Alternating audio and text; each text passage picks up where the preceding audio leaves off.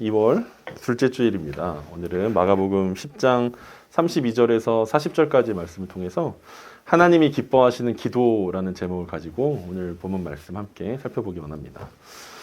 지난주에는 이제 젊은 부자 관원 이야기로 시작됐던 그 하나님 나라에 들어가는 법에 대한 이야기들을 우리가 함께 나눴었는데, 예수님께서는 이제 부자가 천국에 들어가기가 낙타가 바늘 구멍에 들어가는 것만큼 어렵다.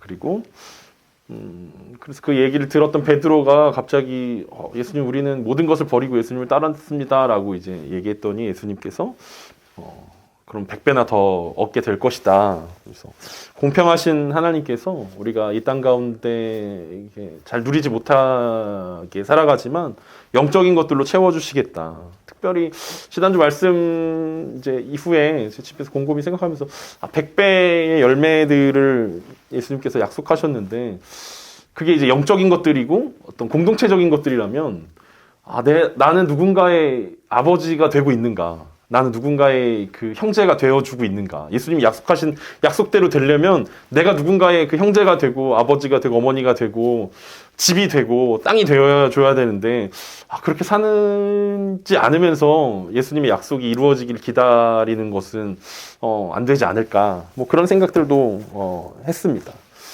어쨌든 하나님은 공평하시다라는 거. 그래서 우리가 육체의 것들을 버리면 영적인 것으로, 영적인 공동체로 갚아주시는 분이라는 거. 그래서 우리가 이 땅에서 너무 많이 누리면 하나님 나라에서 누릴 것이 없다라는 사실들을 기억하는 것들이 필요하다라는 것들을 함께 살펴봤습니다.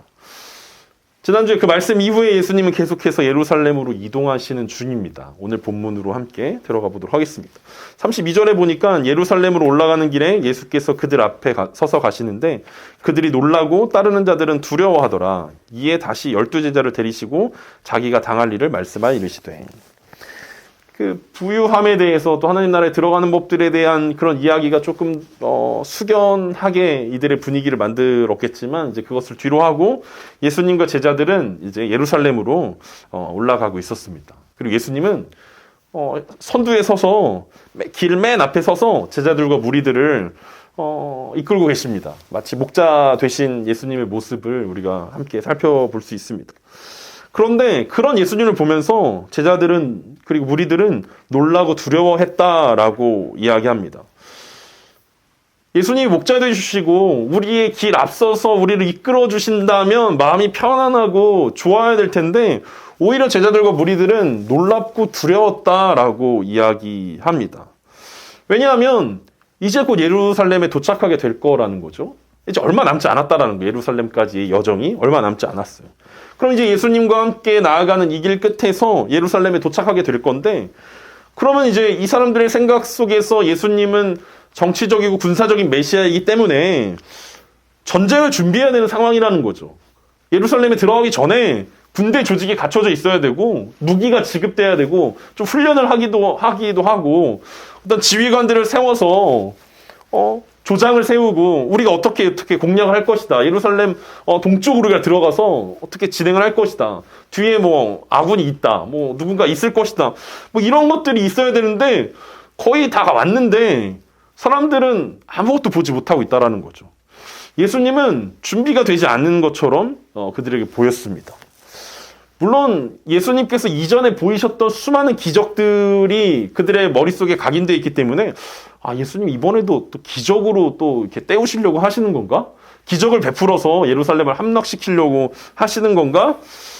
뭐 그런 마음이 살짝 그런 거에 대한, 예수님의 기적에 대한 믿음이 살짝 한편에 있긴 하지만, 그래도 더 큰 마음 가운데는 우리 인원 부족한데, 사람들이 좀 더 많아야 되는데, 우리 군자금이 너무 부족한 거 아니야?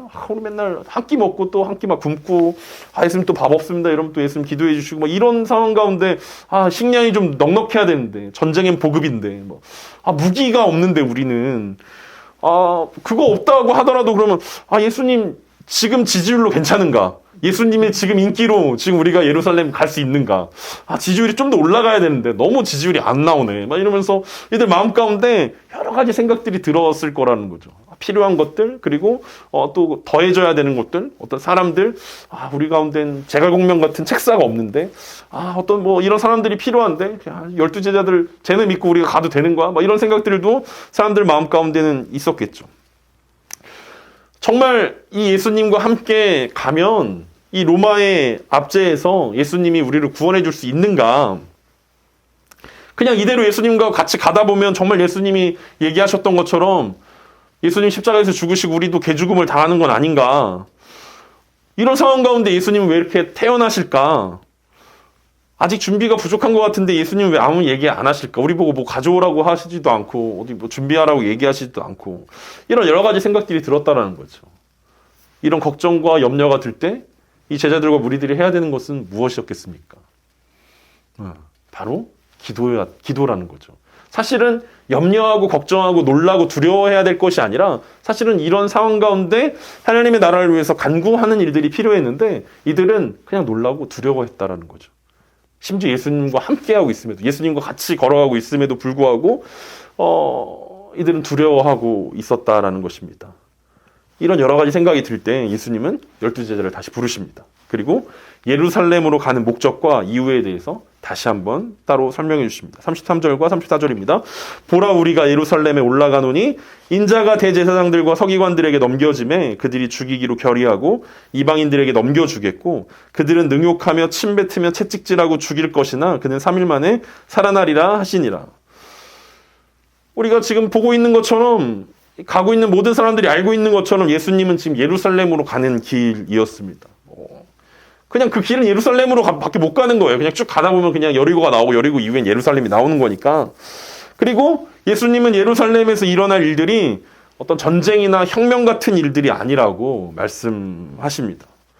그런 방법으로 하나님의 나라가 오는 것이 아니다라고 제자들에게 설명하십니다. 그리고 예수님께서 하나님 나라가 오는 방법으로 하나님께서 선택하신 방법은 십자가라고 친히 설명하고 있습니다. 심지어 예수님은 벌써 세 번째 이 사실을 말씀해 주고 계십니다.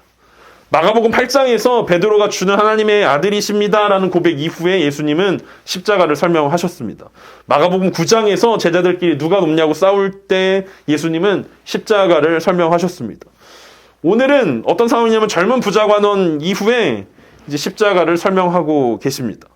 제자들의 마음 가운데 이 젊은 부자 관원, 우리가 보기에는 초에이스였던 특급 그 신앙인이라고 생각할 수 있었던 그 사람마저도 예수님의 명령을 지키지 못하고 떠났는데 그래도 우리는 지키지 않았냐, 우리는 모든 것을 버려두고 예수님 따르지 않았냐라는 어떤 그런 자신감이 그들의 마음 가운데 있을 때 예수님은 십자가를 설명해 주셨다라는 거죠. 이 십자가의 이야기는 12제자를 비롯한 예수님을 따르는 수많은 사람들에게 굉장히 생소한 이야기였습니다. 그래서 그런지 이 사람들은 전혀 이것들을 듣지 않았습니다. 첫 번째 얘기했을 때도, 두 번째 얘기했을 때도, 심지어 세 번째 얘기하고 있는 지금도 사람들은 듣지 않고 있습니다. 왜냐하면 자신들이 기대하지 않았던, 전혀 생각하지 않았던 방법이었기 때문이고 자신들의 관심 밖의 이야기였기 때문입니다. 예수님이 여러 가지 비유들을 이야기하셨을 때 제자들은 그래도 이해 못하면 이해 못한다라고 이야기하고 예수님한테 설명을 부탁하지 않습니까? 그런데 유독 십자가에 대한 이야기는 한 번도 예수님한테, 예수님 근데 그게 진짜 무슨 의미입니까? 예수님 죽으시고 3일 만에 부활하신다는 얘기가 무슨 얘기입니까? 아무도 이거에 대해 궁금해하지 않아요. 질문하지 않습니다. 그냥 예수님이 계속 세 번에 거쳐서 그런 이야기를 하시는구나 라고 이야기합니다. 하지만 오늘 예수님은 8장보다 9장보다 훨씬 더 구체적으로 예수님의 십자가 사건에 대해서 설명하십니다. 마치 예수님이 직접 그 사건을 본 것처럼 오늘 설명하고 계세요. 정확하게 설명하고 있습니다. 예수님의 설명대로 이제 이루어지게 됩니다. 마가복음 14장과 15장에 가면은 예수님의 설명이 정확하게 들어맞는 부분들을 우리는 볼 수 있습니다. 예루살렘에 도착하면 대제사장들과 서기관들에게 넘겨질 것입니다. 그들의 결의에 따라 이방인에게 넘겨진다고 그랬는데 이방인이었던 총독 빌라도가 예수님의 십자가 사형을 언도하고 로마 군인들에게 넘겨져서 예수님을 능욕하고 침뱉고 채찍질하고 십자가에서 죽일 것입니다. 그리고 3일 후에 예수님은 다시 살아날 것입니다. 예수님은 마치 자기가 직접 본 것인 양 나중에 일어날 일들임에도 불구하고 제자들에게 정확하게 알려주시고 있다는 거죠. 예수님은 십자가를 기다리고 있는 예루살렘을 향해 지금 나아가고 있습니다. 그런데 제자들은 예수님과 함께 십자가를 바라보지 않고 다른 곳을 바라보고 있다는 거예요. 예수님의 마음은 제자들도 같은 십자가를 바라보면서 같이 예루살렘으로 갔으면 좋겠다. 같은 곳을 바라봤으면 좋겠다. 같은 십자가를 바라봤으면 좋겠다. 같은 목표를 향해 같이 나아가고 싶다라고 제자들에게 말씀하고 계신 장면이 바로 오늘의 모습이라는 것입니다. 이때 갑자기 세베대의 아들 야고보와 요한이 등장합니다. 35절입니다. 세베대의 아들 야고보와 요한이 주께 나와 여짜오되 선생님이여 무엇이든지 우리가 구하는 바를 우리에게 하여 주시기를 원하옵나이다. 예수님의 바람이 뭐라고 이야기했습니까? 같은 십자가를 바라보는 것, 같은 목표를 향해 나아가는 것. 하나님의 나라가 어떤 전쟁이나 혁명 같은 데 있지 않고 십자가를 통해 이 땅 가운데 이루어지는 것, 그것을 같이 바라보고 같이 꿈꾸길 원하셨는데 예수님의 그런 바람과는 달리 야고보와 요한은 예수님께 나와서 담대하게 구할 것이 있다라고 이야기합니다. 심지어 이 야고보와 요한은 굉장히 당당했던 게 우리가 구하는 것이 무엇이든지 자신들에게 해달라고 강구합니다. 물론 이전부터 예수님께서 제자들을 가르치실 때 구하라, 찾으라, 두드리라. 그럼 너희가 얻게 될 것이고 받게 될 것이고 열리게 될 것이다 라는 말씀들을 너무 많이 강조하셨기 때문에 이들 가운데 이런 담대함이 있었는지는 잘 모르겠지만 아무리 봐도 이 야고보와 요한의 이 간구는 황당하기도 하고 조금 무례해 보이기도 합니다. 최소한 예수님의 12제자가 아닌 우리도 간구할 때 이렇게 간구하진 않잖아요. 물론 우리가 이제 신앙에 좀 연륜이 쌓여서 그렇기도 하지만 그래도 우리는 체면이라는 게 있잖아요. 최소한 우리는 앞에 이 조건을 답니다.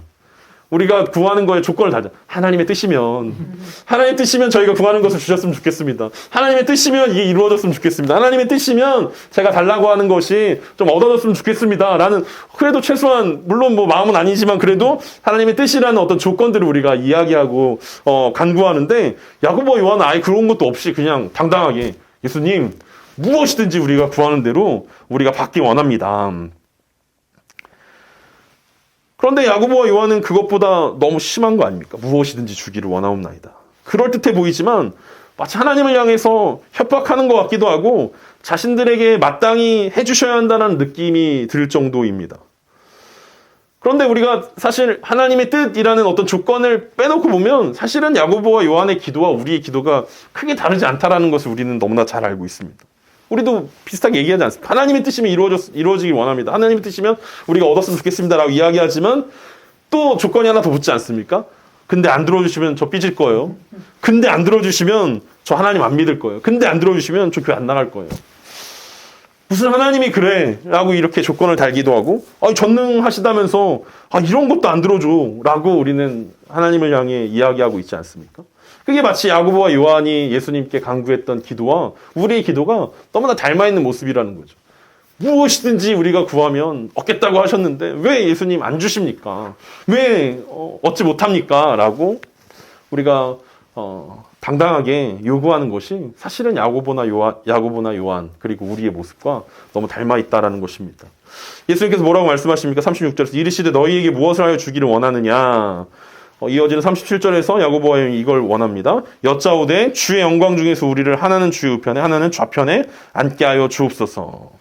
예수님이 황당하지만 그래 니네가 도대체 뭘 원하는지 한번 얘기나 해봐라 라고 필요한지 한번 말해봐라 라고 이야기합니다. 너희에게 무엇을 하여 주길 원하느냐.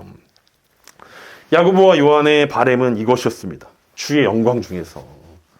이 말은 뭡니까? 하나님의 나라가 예수님과 함께 올 때 그 나라가 시작될 때 하나는 주의 우편에 하나는 좌편에 앉게 해주십시오. 이게 야고보와 요한이 꿈꾸는 것이었습니다.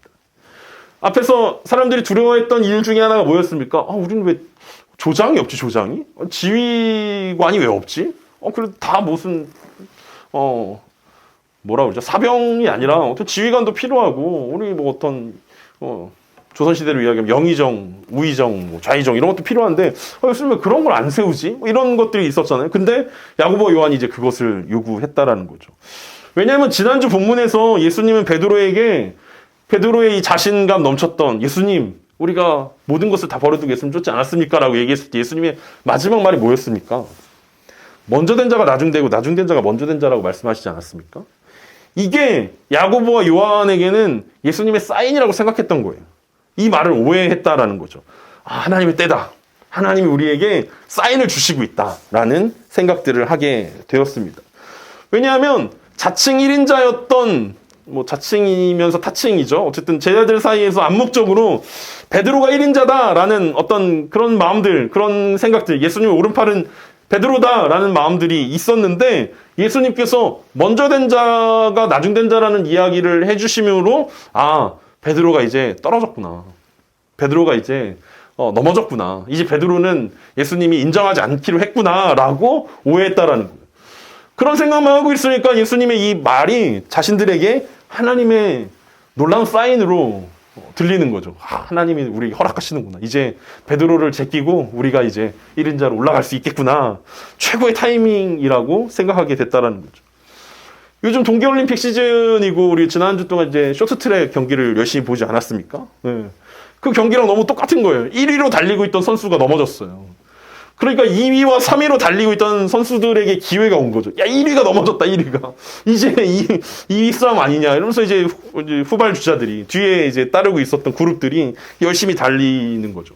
왜냐하면 이 사람들 마음 가운데 지금 이제 결승선이 가까워오고 있다라는 것들이 암묵적으로 이제 긴장감으로 느끼고 있잖아요. 예루살렘에 도착하면 이제 끝나는 건데, 예루살렘이라는 결승선에 이제 거의 다 왔는데, 야, 이제 어떻게 해야 되냐라는 것들, 어떻게 하면 역전할 수 있을까를 고민하고 있었는데, 마침 1위였던 베드로가 나중되는, 첫째 된 베드로가 꼴찌되는 이 역사가 일어났기 때문에, 이들 마음 가운데 이제, 야, 막판 스퍼트를 펼쳐야겠다라는 거죠. 이제 결승선 예루살렘에 도착하기 전에 나를 들이밀어야겠다. 그래서 우리가 꼭 1등에, 골인해야겠다. 막 이런 모습이 오늘 이제 야고보와 요한의 모습이라는 거죠. 심지어 마태복음에서는, 예수님의 오른편과 왼편에 세워달라는 이 말을 야고보와 요한의 어머니가 했다라고 마태복음에서는 이야기하고 있습니다. 엄청 그 어머님이 적극적이셨던 것 같아요. 하나님 나라에 대한 소망이 가득했던 것 같아요. 물론 잘못된 소망이긴 하지만 야, 예수님만 붙잡으면 된다. 예수님 붙잡고 있으면 된다. 근데 얘네가 바보같이 베드로한테 밀려가지고 자리를 못 잡네 막 이러니까 아예 그냥 어머니 가셔가지고 오른편과 왼편. 근데 왜냐하면 사실 이 야고보와 요한의 어머니는 예수님의 이모였어요. 이모. 그러니까 이 이모가 얘기하는 거죠. 야, 우리 애들 좀 잘 봐줘라. 조카 누가 챙기냐 조카들. 아니죠. 조카는 아니죠. 이종사촌인가 이종사촌? 이종사촌 누가 챙기냐? 네가 가면 네가 하나님 나라 임하면 우리 애들 네가 챙겨야지. 평생 네가 책임져야지. 뭐 이렇게 이야기했다라는 거죠. 그런데 방금 전에 예수님이 뭘 얘기하셨냐라는 거죠. 방금 전에 예수님은 예루살렘에 가시는 목적이 십자가라고 설명하셨음에도 불구하고 야고보도 요한도 그리고 뒤에 기다리고 있던 제자들도 그리고 낙마한 것처럼 보여지는 베드로도 그리고 심지어 야고보와 요한의 어머니도 전혀 다른 생각들을 하고 있다라는 거죠. 예수님 입장에서는 굉장히 황당한 일일 것입니다. 이 하나님의 나라를 단단히 오해했기 때문에 가능한 일들이었고 모든 사람들이 근데 다 같이 오해하고 있는 참 신기한 장면입니다. 그러면서 사실 이들 마음 가운데는 어쩌면 예수님의 이름이 높아지는 것, 이것이 자신들의 이름이 높아지는 것이다라고 착각했겠다. 그리고 그런 기회로 삼았겠다라고 생각이 들기도 합니다. 그러니까 하나님의 나라를 위한 일인 것처럼 교묘하게 자신의 영광을 구하는 것입니다. 여러분, 제가 설교를 잘하게 해달라고 기도한다고 생각해 보십시오. 예수님처럼. 하나님의 나라를 위해서 설교를 잘하고 싶습니다. 누구를 위한 기도입니까? 누구를 위한 기도인 것 같아요. 하나님의 나라를 위해서 설교를 잘했으면 좋겠다라고 기도하는데 하나님 나라를 위한 거 아닙니까? 왜 대답을 못합니까? 대답은 마음속으로 하십시오. 그거라는 거예요. 이게 교묘하게 섞여 있어서 사실 누구를 위한 거지? 누구 때문에 이런 얘기를 하는 거지? 누구 때문에 이런 기도를 하는 거지? 누구 때문에 이걸 요구하는 거지? 예수님 하나님의 나라 임할 때 우편과 왼편에 내가 있기 원합니다. 이게 하나님의 나라가 빨리 왔으면 좋겠다라는 것인지 정말 하나님의 나라를 위해서 내가 예수님의 오른팔과 왼팔이 돼서 쓰임받고 싶다라는 건지 아니면 진짜 내가 오른팔과 왼팔이 돼서 좀 당당하게 인생 역전이 됐으면 좋겠다라는 것들을 이야기하는 건지 사실은 잘 구별하기 어렵다라는 거죠. 하나님의 나라가 임하게 해달라고 하면서 사실은 자신의 소왕국이 한편을 지배하길 소망하는 모습들이 오늘 야고보와 요한의 모습이고 어쩌면 우리들의 모습일 수 있다라는 거죠. 하나님의 나라라는 큰 전제 아래 나도 조금 지분이 있는데 나도 조금 내가 조금 할 수 있는 소왕국 정도는 그래도 성 하나 정도는 내가 하나님의 나라를 위해서 이렇게 애썼는데 그래도 성 하나 정도는 떼줘야 되는 거 아니야? 그래도 그 성 하나 정도에서는 내가 내 마음대로 할 수 있게 좀 이렇게 해줘야 되는 거 아니야? 라는 그런 마음들이 우리 가운데 있다라는 거죠. 그럴 때 예수님께서 이렇게 말씀하십니다. 38절에서 예수께서 이르시되 너희는 너희가 구하는 것을 알지 못하는도다. 내가 마시는 잔을 너희가 마실 수 있으며 내가 받는 세례를 너희가 받을 수 있느냐. 예수님은 야고보와 요한에게 야 너희가 알지 못하는 것을 구하는 것이다 라고 말씀하고 있습니다. 여러분 같은 이름인 다른 야고보 있지 않아요? 예수님의 동생 야고보가 야고보서에서 뭐라고 이야기합니까? 야고보서 4장 3절에서 구하여도 받지 못함은 정욕으로 쓰려고 잘못 구하기 때문이다 라고 야고보서에 기록해놨던 것들을 기억할 수 있습니다. 그러니까 오늘 나온 이 야고보는 예수님께 알지 못하는 것을 간구하고 있고 구하여도 받지 못하는 것은 예수님의 동생 야고보가 정욕으로 구할 때 잘못 구할 때 얻지 못한다라고 이야기하고 있습니다. 앞에서 제가 설교 잘하고 싶습니다. 예수님 제가 설교 잘하고 싶습니다라고 이야기했지만 사실은 내가 구하는 것의 진짜 의미를 내가 정말 잘 알고 있을까? 이것이 정말 무엇을 의미하는 건지 내 마음의 동기나 내가 정말 원하는 것이 무엇인지 정말 제대로 알고 있을까? 혹시 우리는 십자가와 상관없이 하나님의 나라를 조건으로 걸고 성공적인 삶을 구할 때가 우리는 얼마나 많이 있습니까? 많이 가지고 높이 올라가고 자신의 이름이 널리 퍼지는 삶을 강구할 때가 얼마나 많이 있습니까?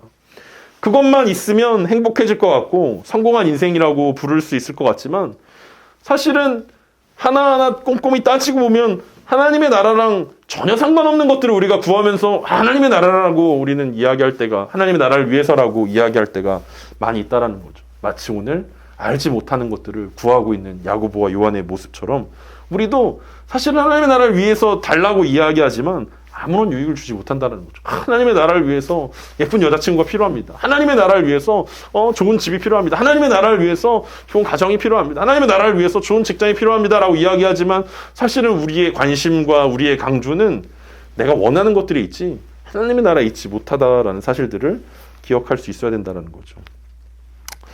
비록 하나님 우리가 그것이 있으면 그것만 주시면 제가 더 하나님을 잘 섬길 수 있고 더 하나님을 위해 살 것입니다 라는 허황된 약속들, 허황된 것들을 우리가 구할 때가 많이 있고 그게 나를 속여서 그렇게 얘기할 때도 있고 나까지 속여서 그렇게 얘기할 수도 있고 나까지 속여서 그렇게 기도할 수도 있고 아니면은 나는 알지만 내 본심을 알지만 그래도 그렇게 하는 게 예의라고 생각해서 하나님께 기도할 때가 많이 있습니다. 그래서 예수님은 내가 마시는 잔을 너희가 마실 수 있겠는가라고 물어보십니다. 예수님이 마시는 잔은 하나님의 진노의 잔이었습니다. 죄를 향한 하나님의 진노를 예수 그리스도가 십자가에서 마시게 될 것입니다. 그래서 예수님이 겟세마네 동산에서 마가복음 14장 36절에서 기도할 때 어떻게 기도하십니까? 이르시되 아버지께는 모든 것이 가능하오니 이 잔을 내게서 옮기시옵소서. 그러나 나의 원대로 마옵시고 아버지 원대로 하옵소서. 이게 정말 하나님의 뜻을 구하는 기도였죠. 왜냐하면 예수님이 마셔야 되는 진노의 잔이었다는 하나님의 이 죄를 향한 진노를 예수님이 받으셔야 하는 그 잔이었기 때문에. 근데 야고보와 요한에게 니네가 정말 그 잔 마실 수 있냐? 진노의 잔 마실 수 있냐? 이어서 예수님은 내가 받는 세례를 너희가 받을 수 있냐라고 야고보와 요한에게 물어보십니다. 이 세례는 예수 그리스도가 받을 죽음의 세례를 의미합니다.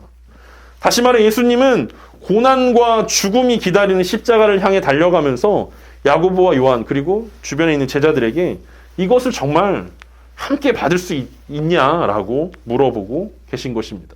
하나님의 진노를 받을 수 있냐? 그리고 하나님 나라를 위해서 죽음을 니네가 함께 마실 수 있냐? 받을 수 있냐? 이 죽음의 세례를 경험하는 것들이 마땅하냐라고 물어보았을 때 야고보와 요한은 어떻게 이야기합니까? 39절과 40절입니다.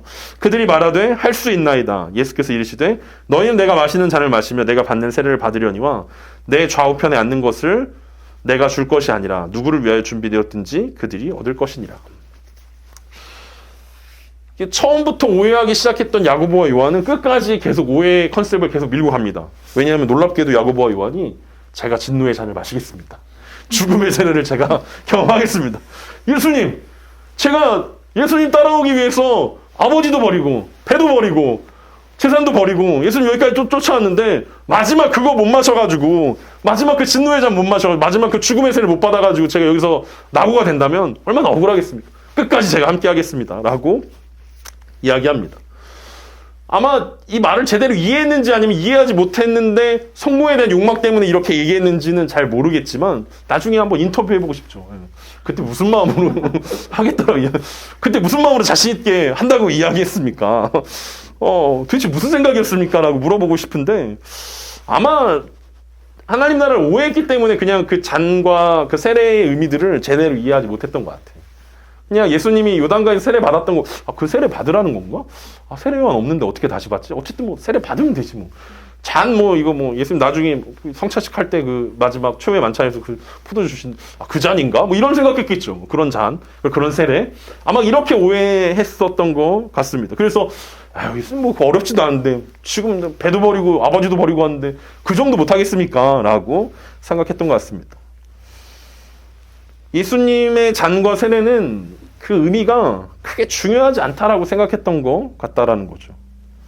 그런데 여러분, 예수님이 앞에서 십자가를 설명하면서 예루살렘에서 예수님은 왕관 대신에 가시면류관을 쓰실 것이다 라고 말씀하신 거예요.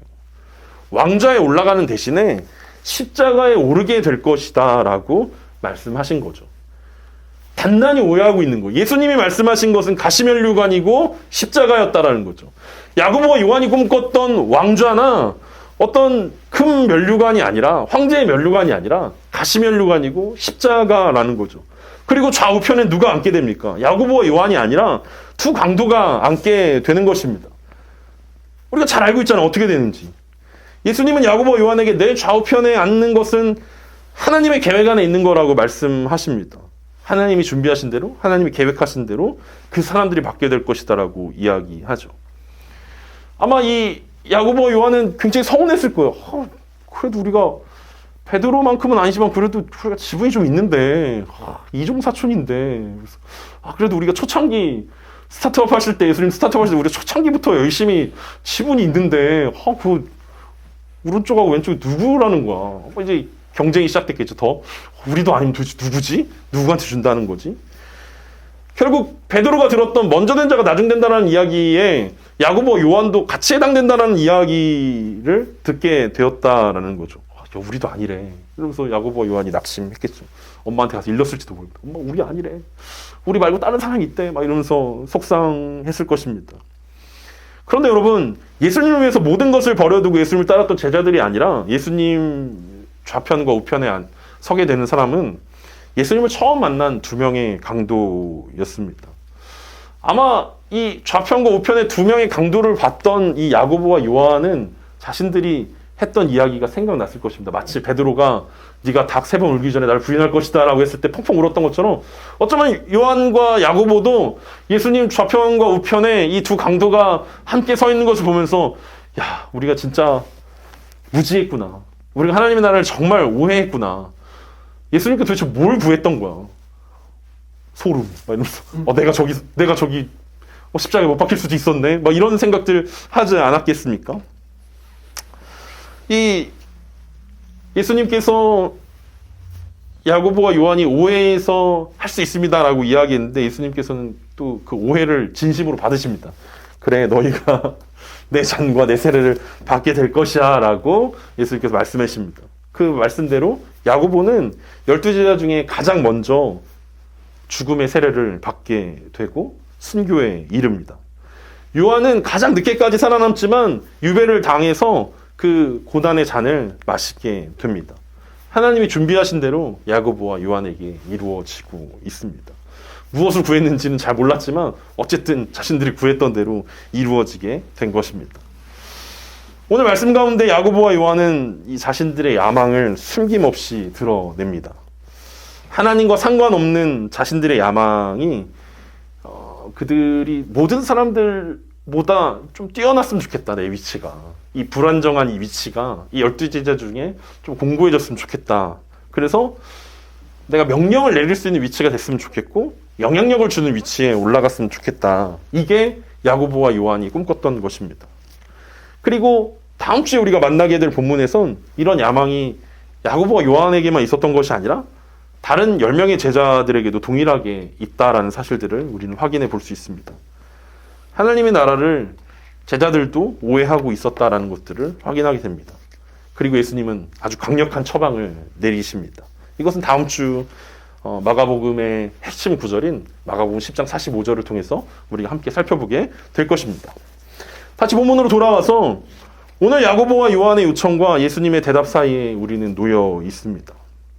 당시 이 마가복음을 읽었던 수많은 사람들, 수많은 성도들도 마가복음을 보면서 이 이야기의 결말을 알고 있었기 때문에 제자들이 얼마나 답답한 이야기를 하고 있었는지 너무나 잘 알고 있었을 것입니다. 그리고 또 예수님의 말씀이 어떻게 이루어지는지도 알고 있었을 것입니다. 이 사실을 알고 있는 우리는 과연 야고보와 요한과 다르냐라는 거죠. 우리가 정말 주님께 간구하고 있는 것들은 정말 하나님의 나라를 위한 것들입니까? 정말 하나님의 나라를 위해서 필요한 것들을 우리는 요구하고 있습니까? 혹시 우리도 하나님의 나라를 오해해서 가지고 가지 않아도 되는 것들을 하나님 나라에 필요하지 않은 것을 정욕으로 구하고 있지는 않습니까? 우리가 하나님 나라 어떻게 들어갑니까? 라고 이야기했을 때 우리는 어렸을 때부터 돈으로도 못 가고 지식으로도 못 가고 명예로도 못 가고 뭐로도 못 가고 뭐 이렇게 이야기하지 않습니까? 선행으로도 갈 수 없다라고 이야기하는데 그 누구도 하나님의 나라에 갈 때 그런 것들로 갈 수 없다라는 거죠. 그런 것들로 갈 수 없을 뿐만 아니라 하나님의 나라에 갈 때 그런 것들을 가지고 갈 수 없다라는 거예요. 지식을 가져가겠습니까? 선행을 가져가겠습니까? 부를 가져가겠습니까? 그 어떤 것으로도 하나님 나라에 들어갈 수 없고 그 어떤 것도 가져갈 수 없는 것이 하나님의 나라라면 우리가 하나님께 간구하고 기도하는 것들을 한번 점검해 봐야 되지 않겠냐라는 거죠. 정말 이것이 하나님 나라에 필요한 것들이었는가? 정말 우리가 하나님의 나라를 타이틀로 걸고 있지만 하나님의 나라를 위해서 필요합니다라고 이야기하고 있지만 정말 그게 하나님의 나라를 위한 것인가? 혹시 내 욕심이 들어가 있진 않은가? 내 욕심 때문에 나는 설교를 잘하고 싶은 거 아닐까? 내 욕심 때문에 교회가 커지길 원하는 건 아닐까? 내 욕심 때문에 혹시 내 명성이 드러났으면 좋은 거 아닐까? 거기에 굳이 하나님을 끌고 들어와서 하나님을 위해서 어떤 뭐가 잘 됐으면 좋겠습니다. 잘했으면 좋겠습니다. 라고 이야기하고 있다면 나도 똑같이 야고보와 요한의 모습 그대로 살아가고 있는 거 아닐까? 심지어 결과를 알고 있음에도 불구하고. 야고보와 요한은 결과를 몰랐지만 우리는 그 결론이 어떻게 되는지 알고 있음에도 불구하고 똑같이 살아가고 있지 않을까? 많은 사람들이 이 야고보와 요한처럼 성공이라는 우상들을 섬기면서 자신들을 포장하려고 합니다. 왜냐하면 야고보와 요한에게 굳이 예수님의 우편과 왼편이 왜 필요했겠어요?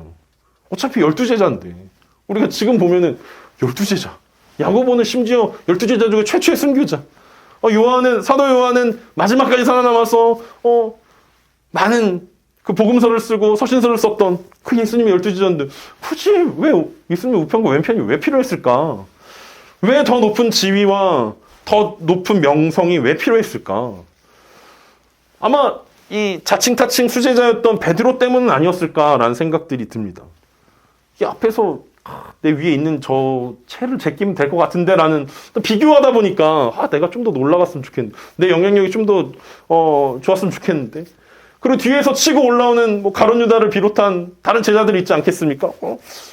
제일 먼저 예수님의 제자가 됐던 안드레가 또 야 내가 1호야 라고 얘기하면 또 불안한데 가룟 유다가 나 돈 회개야 나 회개해 내가 재정 갖고 있어 이렇게 얘기하면서 치고 올라오는 제자들 이 다른 12제자들과의 관계에서 서로 비교하면서 그래서 결국엔 성공이라는 것들로 자기를 치장하려고 하지 않았을까? 비교하면서 그렇게 된 것은 아닐까? 껍데기에 불과한 것들인데 사실은 그 껍데기를 통해서 구별되어짐을 선택했다라는 거죠. 내가 타이틀 하나 더 갖고 있으면 나 예수님 오른팔이야 라는 타이틀을 갖고 있으면 그래도 내가 11명과 구별되어지는 나 예수님 왼편이야. 나 3인자야. 나 2인자야. 어떤 서열을 정해서 그런 것들을 통해서 구별짓기를 하고 있었던 것은 아닐까. 그런데 껍데기 같은 이 영원하지 않은 것들로 영원한 것과 바꾸는 것은 바보 같은 일들 아닙니까? 그래서 우리가 예배 시작하면서 아무것도 염려하지 말고 모든 일에 기도와 간구로 너희 구할 것을 감사함으로 아뢰라라고 이야기했던 이 이야기가 비교를 통해서 하나님 내가 이게 필요합니다라고 이야기한다면 그게 우리의 기도의 본질이라면 하나님 내가 필요한 이유가 저 사람은 저렇게 좋은 차를 타고 저렇게 좋은 직장에 다니고 저렇게 좋은 집에 사는데 나도 좀 있어야 되지 않겠습니까? 나도 좀 필요하지 않습니까? 라고 이야기한다면 사실은 바울이 이야기했던 아무것도 염려하지 말라라는 그 가치에 우리는 잘못된 방향으로 나아간다는 거죠. 마치 오늘 본문 처음에 예수님 뒤를 따라갔던 사람들이 예수님 준비 안 된 것 같은데 라고 두려워하며 전쟁을 일으키기엔 아직 우리의 병력이 부족합니다 라고 이야기했던 그 두려움이 혹시 우리의 두려움 아닐까라는 생각들을 하게 된다는 거죠. 그 빌립보서 4장 7절에서 뭐라고 이야기합니까? 그리하면 모든 지각에 뛰어난 하나님의 평강이 너희 마음과 생각을 지키리라 라고 이야기하지 않습니까? 하나님께서 우리에게 기대하는 기도는 그런 거라는 거죠. 우리는 늘 상황이 바뀌기를 원하는 거예요. 저 사람이 바뀌면. 베드로가 정신 차려서 이 경쟁을 끊고 중립을 선언하고 우리 하나다라고 1등 그 단상에 같이 올라가는 그래서 손 잡고 이렇게 손에 손 잡고 이제 같이 올라가서 우리 하나다 우리 한 형제 아니냐 이런 것들 베드로가 좀 정신을 차려서 그게 돼야 되는데 아직 베드로가 정신을 못 차려서 밑에 있는 다른 사람들이 다른 제자들이 어떤 상황과 환경들이 바뀌기를 원하면서 우리는 같이 기도를 합니다. 그리고 그것이 하나님을 기쁘시게 할 수 없다라는 것을 우리는 너무나 잘 알고 있습니다. 왜냐하면 하나님이 기뻐하시는 기도는 사람들을 바꾸는 기도, 상황을 바꾸는 기도, 환경을 바꾸는 기도가 아니라 내가 바뀌는 기도, 내 마음과 내 생각이 바뀌는 기도라고 말씀하고 있기 때문입니다. 상황과 환경을 비교하는 마음이 바뀌게 되는 거고 비교를 통해서 다른 사람들보다 높아지고 인정받으려는 생각이 바뀌게 되는 것입니다. 그래서 하나님 나라를 꿈꾼다면 하나님이 기뻐하시는 기도를 마음껏 할 수 있다는 거죠. 하나님이 기뻐하시는 기도 뭐겠습니까? 주님으로 채워주십시오. 주님을 닮게 해주십시오. 비교하지 않게 해주십시오. 성공이라는 우상을 내려놓을 수 있게 해주십시오. 상황과 환경에 요동하지 않게 해주십시오. 하나님의 나라를 위해서 나를 버리고 고난의 잔을 함께 마실 수 있게 해달라는 기도는 하나님이 기뻐하시는 기도고 하나님께서 들으시는 기도가 될 것입니다. 반대로 이런 기도가 아니라 어떤 비교를 통해서 내가 우위에 올라가기 위해서 어떤 하나님 나라를 조건을 걸고 내가 뭔가를 성공하려고 하기 위한 그런 기도들은 아무리 좋아 보이고 아무리 그럴듯해 보인다 하더라도 절대로 하나님을 기쁘시게 할 수 있는 기도가 아니라는 사실들을 우리는 기억해야 할 것입니다.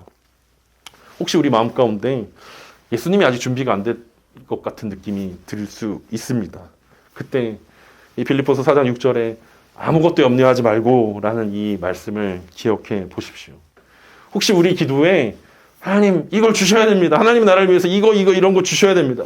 상황관계 바뀌어야 됩니다. 라는 그런 생각이 든다면 빌립보서 4장 7절에 하나님의 평강이 그리스도 예수 안에서 우리의 마음과 생각을 지킨다는 이 말씀들을 기억하시기 바랍니다.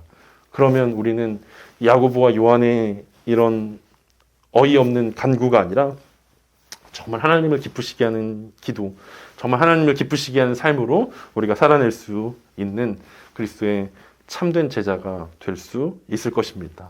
한 주간 그런 삶, 우리의 기도 이어지길 간절히 소망합니다.